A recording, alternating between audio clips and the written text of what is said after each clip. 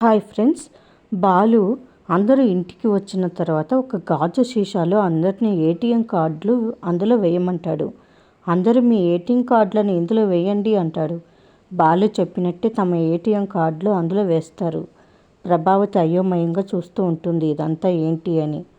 ఏంటి ఇదంతా అని సత్యం అడుగుతాడు.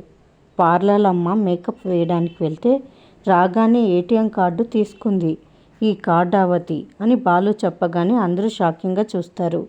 అసలు ఇదేం పని, బుద్ధి ఉందా నీకు అని సత్యం ప్రభావతిని తిడతాడు. రోహిణి మేకప్ వేస్తే వచ్చిన డబ్బులు మీరు ఎలా తీసుకుంటారు అని మీనా అంటుంది ప్రభావతితో. ఇంకా మనోజ్ కల్పించుకొని కట్టుకున్న మొగుడిని నేనే అడగడం లేదు, మీరంతా ఎందుకు అమ్మని అడుగుతున్నారు రా అని మనోజ్ అంటాడు.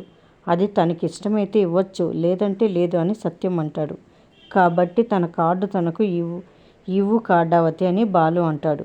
నువ్వు చాలా తెలివిగా నా కాపురంలో చిచ్చు పెట్టి ఆ మంటల్లో చలి కాచుకుంటున్నావు అని రోహిణి పొగరుగా అనగానే బాలు, మీనా, సత్యం షాకింగ్గా చూస్తారు.